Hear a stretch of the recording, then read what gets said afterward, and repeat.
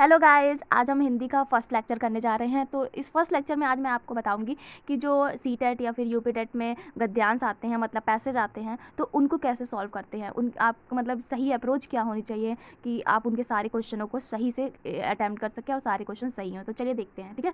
देखिए, जब भी आपको इतना बड़ा पैसेज मिले तो आप पहले पैसेज मत पढ़ने लगिएगा, ठीक है। पहले आप क्वेश्चन देख लीजिएगा कि क्वेश्चन क्या पूछ रहा है। जैसे कि इस पैसेज का जो है वो क्वेश्चन पूछ रहा है। देखिए, यहाँ पे लिखा हुआ है, देखिए यहाँ पे लिखा हुआ है, इसमें से किसे गांधी जी ने अपना लक्ष्य नहीं बनाया था, ठीक है। इसमें से किसे गांधी जी ने अपना लक्ष्य नहीं बनाया था। तो देखो पहला क्या है, गुलामी से आज़ादी, मनुष्यों की सेवा, विवेकता से मित्रता और गुलामों से आज़ादी, ठीक है। तो अब चलिए देखते हैं, थोड़ा सा पैसेज पढ़ते हैं। देखिए क्या कह रहा है, क्या, एक मिनट। देखिए कह रहा है, या नहीं भूलना चाहिए कि हमारा जो व्यवहार होता है उसी के अनुसार हमें उसी के अनुसार फल भी मिलता है। जो समाज और संवेदना की समाज और संवेदना की नीति मूलक स्थापनाओं को अपने व्यवहार का हिस्सा बनाता है, ठीक है, वही शांति अपने एक मिनट हाँ वही शांति पाने का हकदार होता है। महावीर, बुद्ध, क्राइस्ट, नानक, गांधी अगर हमारे जीवन पर विराजमान है तो इनमें उनकी सदस्यता, निरंकार और व्यवहार का योगदान है। वे जिए समस्त प्राणियों, प्रकृति एवं सृष्टि के लिए। उनके मन में किसी के लिए रत्ती भर भी भेदभाव नहीं रहा। अहंकार को विवेक से ही हटाया जा सकता है। गांधी जी ने, अब देखिए यहाँ से आ गया, अब यहाँ से हमें वो जो क्वेश्चन पूछा था, गांधी जी ने गुलामों से आज़ादी, ठीक, ये था, मनुष्यों की सेवा और विवेक से मित्रता को अपना लक्ष्य बनाया, ठीक है ना। ये यहाँ पे हमारा, जब भी आप पहले पैसेज पढ़िएगा ना, तो क्या होगा, आप वहाँ निशान, मतलब अगर आप क्वेश्चन पढ़ लेते हो ना तो आपको डायरेक्ट आंसर मिल जाता है। जब आप पैसेज पढ़ने लगते हो कि क्या क्वेश्चन पूछ रहा है, ठीक है, तो आप क्या करोगे, यहाँ पर अंडरलाइन कर दोगे, ठीक है। फिर आपको क्वेश्चन ढूंढने में, मतलब उसका आंसर, क्वेश्चन का आंसर ढूंढने में आपको कोई प्रॉब्लम नहीं होगी। तो चलिए देखते हैं, इन्होंने 3 चीज़ कहा है, ठीक। तो अब देखिए, गांधी जी ने किसको अपना लक्ष्य नहीं माना था। देखिए, तो उन्होंने अपना लक्ष्य तो माना था, किसको माना था, गुलामी से आज़ादी, ठीक है, मनुष्यों की सेवा, विवेक से मित्रता, लेकिन गुलामों से आज़ादी ये नहीं माना था, ठीक है। तो यही गलत हो जाएगा, नहीं पूछा हुआ है। तो ये देखिए यहाँ पे कह भी रहा है कि गद्यांश के अनुसार गांधी जी ने अपना लक्ष्य गुलामों से आज़ादी को नहीं बनाया था। उनका लक्ष्य था गुलामी से आज़ादी प्रदान करना था, ठीक है। चलिए दूसरा क्वेश्चन देखते हैं क्या था, एक मिनट। हाँ, अनुच्छेदों के अनुसार किसे अपना व्यवहार का हिस्सा बनाना चाहिए। समाज और संवेदनाओं के नैतिक मूल्य, गुरु नानक देव की शिक्षाएं, सत्य एवं असत्य की परिभाषा, अहंकार एवं विवेक की परिभाषा, ठीक है। चलिए देखते हैं, कहाँ तक पढ़ लिए थे हम, ये गांधी जी तक हम लोगों ने खत्म कर लिया था, ठीक है। गांधी जी ने गुलामों से आज़ादी, मनुष्य की सेवा और विवेक से मित्रता को अपना लक्ष्य बनाया। सबके प्रति समान दृष्टि का ही भाव और व्यवहार था कि गांधी विश्व के नेता बने, ठीक है। गीता में कहा गया है कि जो सदस्य प्राणियों के हित में सदा संलग्न रहता है, उसका मित्र होता है, सबका मित्र होता है। महावीर सत्य की साक्षात अनुभूति में मैत्री की अनिवार्यता की घोषणा करते हैं। यह अनुभूत सत्य है, देखिए, यह अनुभूत सत्य है कि जो अपना मित्र होगा वह हर किसी का मित्र होगा। आप भी इसे आजमा कर देखें, महसूस होने लगेगा कि जिस शांति के लिए आप भटक रहे हैं वह और कहीं नहीं आपके अंदर है, ठीक है। वह बाहर कहीं नहीं आपके अंदर ही है, ठीक है। चलिए अब क्वेश्चन देखते हैं। देखिए, हम दूसरा क्वेश्चन कर रहे थे, इसमें पूछ रहा था अनुच्छेदों के अनुसार किसे अपने व्यवहार का हिस्सा बनाना चाहिए। समाज और संवेदनाओं के नैतिक मूल, गुरु नानक देव की शिक्षाएं, सत्य एवं असत्य की परिभाषा, अहंकार एवं विवेक की परिभाषा, ठीक है। तो इसमें से सही आंसर हो जाएगा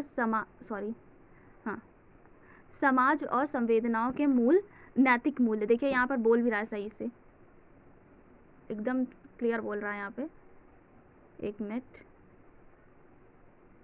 ये देखिए, जो समाज और संवेदना की नैतिक मूल्य स्थापना, जो समाज और संवेदना की नैतिक मूलक स्थापनाओं को अपने व्यवहार का हिस्सा बनाते हैं, वही शांति पाने के हकदार होते हैं। ठीक है, यहाँ पे क्लियर बोल रहा था।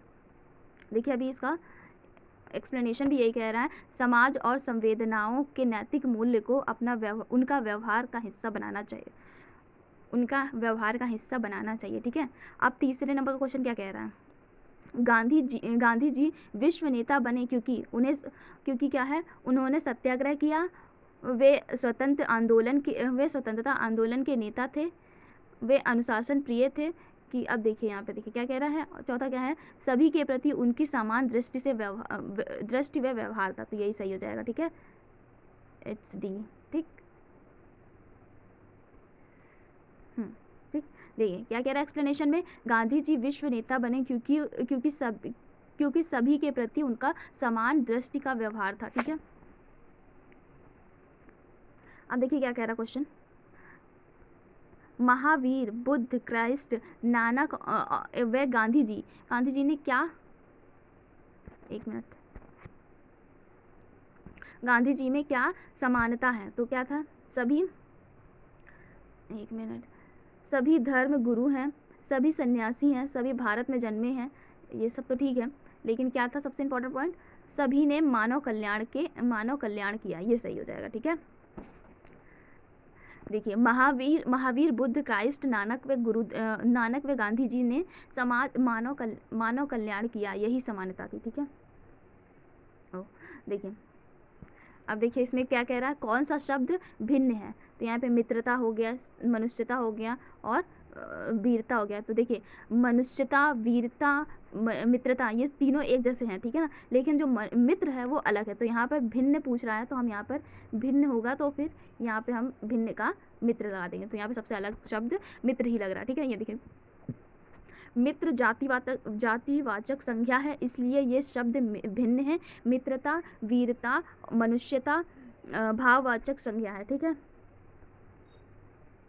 चलिए हम इसका अब देखते हैं, सही शब्द चुनिए। सबके प्रति डैश दृष्टि का भाव और व्यवहार होना चाहिए। तो यहाँ पर क्या होना चाहिए, समान का, भिन्न का, अलौकिक का। तो यहाँ पे समान भाव, सभी के प्रति समान दृष्टि का भाव और व्यवहार होना चाहिए। ठीक है,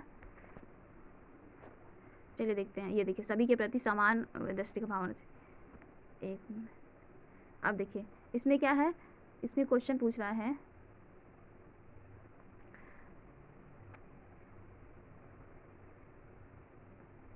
अपना पराया में समास है, द्विगु समास, तत्पुरुष समास, द्वंद्व समास, अवयवी भाव समास। देखिए जब अपना पराया, माता पिता, भाई बहन, इस टाइप का जब शब्द मिलते हैं, देखिए जैसे कि ये डैश लगा रहता है, ठीक, तो इसको हम लोग किस में चेंज कर देते हैं, इसको हम लोग और में चेंज कर देते हैं। ठीक है, तो जिसमें और लग जाए वो द्वंद्व समास होता है। ठीक है, जैसे अपना और पराया। ठीक है, तो चलिए देखते हैं इसका एक्सप्लेनेशन क्या कह रहा है।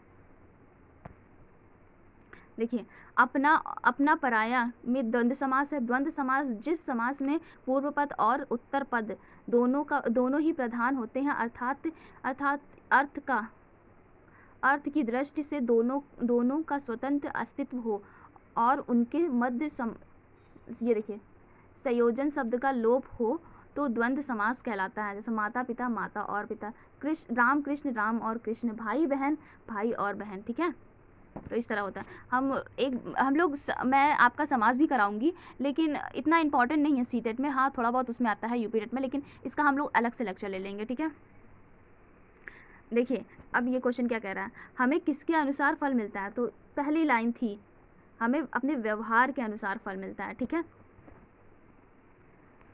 अब चलिए दूसरा का, अब देखिए ये लास्ट लाइन था हमारा, क्या था, शांति को कहाँ पाया जा सकता है, शांति को स्वयं में पाया जा सकता है। ठीक, ये चलिए क्वेश्चन गाइस, बस इतने ही क्वेश्चन थे। ठीक है गाइस, आज मैंने आपको पैसेज को कैसे सॉल्व करते हैं ये बताया, और नेक्स्ट लेक्चर में आपको मैं दूसरे टॉपिक पे हम बात करेंगे। ठीक है, तो आज के लिए इतना काफ़ी है। और गाइज़, अगर आपको मेरा लेक्चर पसंद आया हो तो इसको लाइक कीजिए और मेरे चैनल को सब्सक्राइब कीजिए। Thank you. और इस वीडियो का PDF मैं अपने डिस्क्रिप्शन बॉक्स और कमेंट बॉक्स में दे दूँगी, आप वहाँ से ले लीजिएगा, ठीक है? Thank you.